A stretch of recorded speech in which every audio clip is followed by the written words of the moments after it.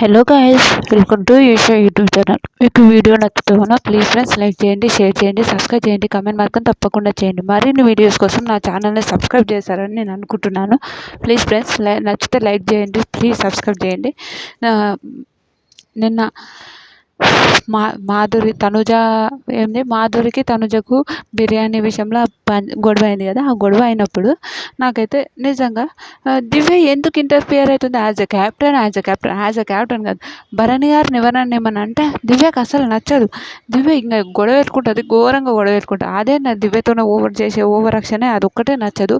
చాలా కోపం వస్తుంటుంది. ఏంద్ర బాబు ఈ దివ్య ఏంది, ఈ దివ్య ప్రాబ్లం ఏంద్ర బాబు, భరణి గారితో ఎవరు ఏం మాట్లాడొద్దా, భరణి గారితో ఎవరు ఏం ఉండొద్దా అని ఒక థింక్ అనిపిస్తుంటుంది చూడు. అది చాలా నిజంగా చాలా ఇరిటేటింగ్ ఫీల్ అవుతుంది.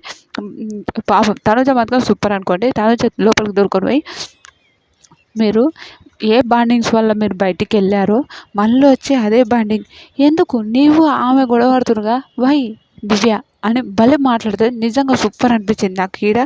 ఈడ మాత్రం నిజంగా తనుజ హైలైట్ అనిపించింది. ఎంత మంచిగా అనిపించింది అంటే ఏంద్ర బాబోయ్ ఇంత మంచిగా ఆలోచిస్తుంటుంది.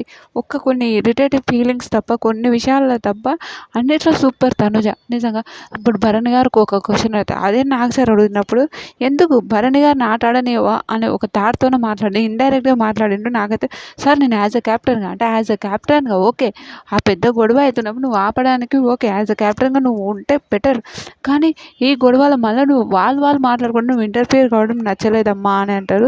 అది హైలైట్ అనిపించింది నాకు. సార్ అన్న తర్వాత భరణి దివ్య ఏం మాట్లాడుకుంటారో కూడా నేను చెప్తాను నెక్స్ట్ వీడియోలో. నిజంగా ఫ్రెండ్స్ మీకు ఈ వీడియో ఒక్కటి నచ్చితే ప్లీజ్ ఫ్రెండ్స్ ఒక లైక్ కొట్టుకోండి.